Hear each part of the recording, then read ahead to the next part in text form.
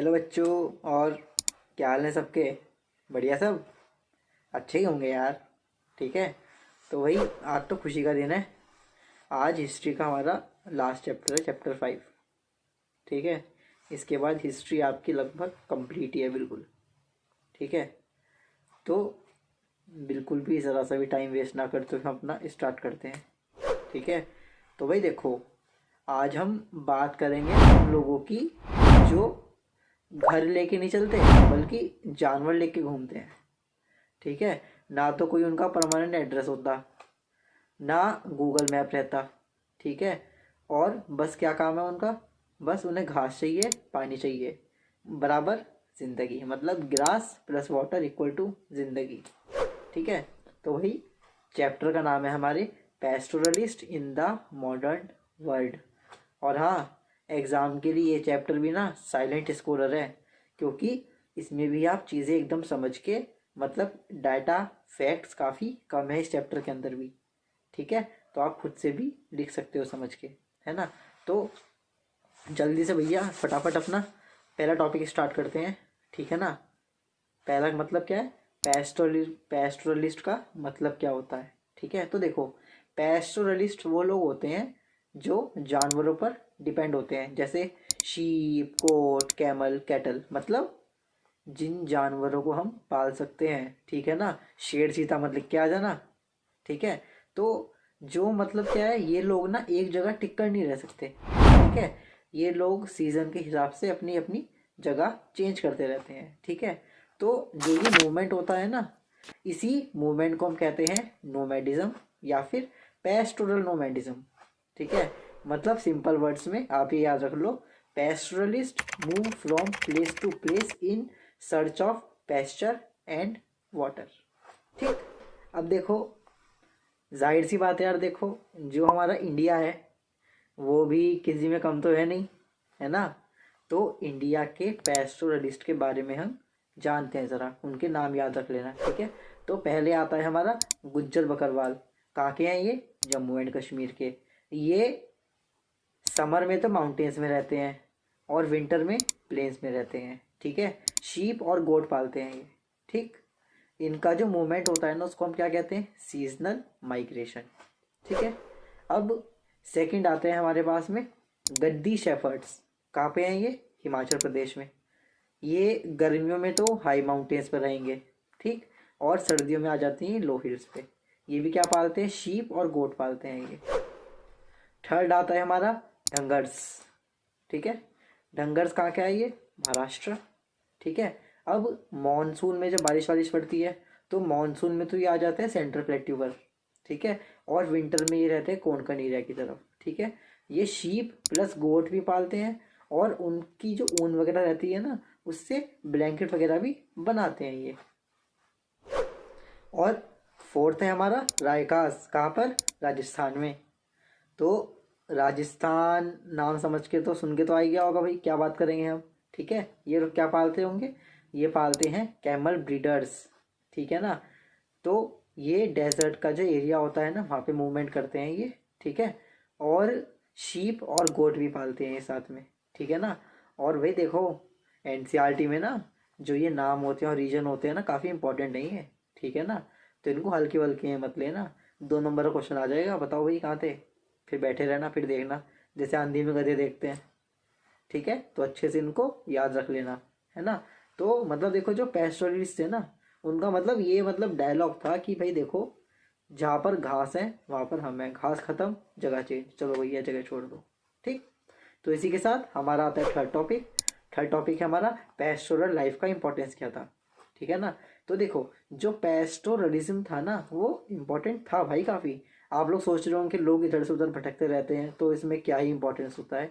अरे इंपॉर्टेंट है। देखो क्या होता है, जो ड्राई एरिया होते हैं ना, उसके लिए बेस्ट सिस्टम होता है। ठीक है। उससे क्या होगा, जो घास है वो वेस्ट होने से बच जाएगी।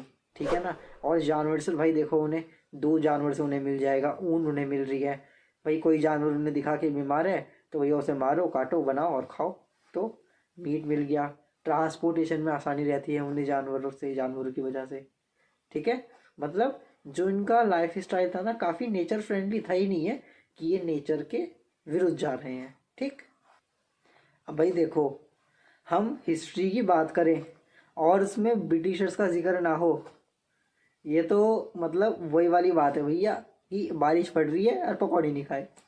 ठीक है, तो भाई अगला टॉपिक क्या है हमारा, कॉलोनियल रूल और पैस्टोरलिस्ट, मतलब क्या रहा इनका इन दोनों में। तो भाई देखो, जब ब्रिटिशर्स आए ना तो उन्होंने बोला कि ये लोग तो जंगल और ज़मीन खराब कर रहे हैं।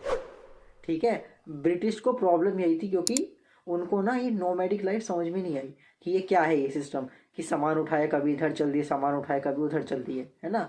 उनको चाहिए थी फिक्स्ड फार्मिंग। क्यों फिक्स्ड फार्मिंग, क्यों भाई फिक्स्ड फार्मिंग रहेगी तो जाहिर सी बात है उनको रिवेन्यू कलेक्ट करने में आसानी रहेगी। अब ये आज इधर है कल उधर है, तो ब्रिटिशर्स को रिवेन्यू इकट्ठा करने में भी काफ़ी ज़्यादा प्रॉब्लम आ रही थी भैया, पैसा नहीं बन रहा था उनका। ठीक है ना। तो भैया फिर अब क्या करा ब्रिटिशर्स ने, एक ही काम आता है उनको, तो पॉलिसी ले आओ, है ना। तो भैया ब्रिटिशर्स की कुछ पॉलिसी आ गई, तो कुछ इंपॉर्टेंट पॉलिसी बताता हूँ मैं। तो देखो उनका इम्पैक्ट भी क्या पड़ा। ठीक है, उन्होंने क्या करा ब्रिटिशर्स ने, सबसे पहले तो ग्रेजिंग ग्राउंड्स पर उन्होंने बैन लगा दिया, है ना। फॉरेस्ट एक्ट लगा दिए, जो फॉरेस्ट थे उनको रिजर्व बना दिया। ठीक, और जो पैस्टोरलिस्ट का था ना उससे उसकी एंट्री बंद हो गई। ठीक है, सेकंड आता है हमारा वेस्ट लैंड रूल्स। मतलब क्या था, जो पैस्चर लैंड होती थी, ठीक है ना, उसको फार्मिंग लैंड बना दिया उन्होंने। ठीक है, और तो जाहिर सी बात है भैया, जब सारी लैंड तुम फार्म की बना दोगे तो घास का उगेगी, तो जो घास है ना उसके लिए जगह कम हो गई। ठीक है, फिर थर्ड की लेकर आ गए क्रिमिनल ट्राइब्स एक्ट। मतलब जो नोमैडिक ट्राइब्स थी ना उनको इन्होंने क्रिमिनल डिक्लेयर कर दिया। मतलब ये बोला कि सिर्फ घूमने के लिए हम तुम्हें पनिशमेंट दे रहे हैं, कि तुम इधर उधर घूम रहे हो ना, हम तुम्हें पनिशमेंट दे देते हैं। ठीक है, तो मतलब क्या था, जो कॉलोनियल लॉज थे वो सीवरली रेस्ट्रिक्टेड थे, जो ये मूवमेंट हो रहा था पैस्टोरलिस्ट का इसके अगेंस्ट में।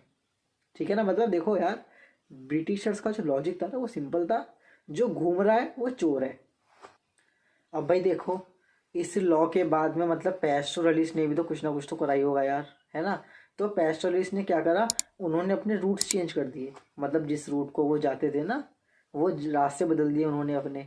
जो एनिमल्स की क्वांटिटी थी वो कम कर दी, है ना। और जो कुछ लोग थे वो भैया अपना फार्मिंग करने लगे परमानेंट वाली, कुछ उनके साथ ही लेबर बन गए ब्रिटिशर्स के साथ ही, है ना।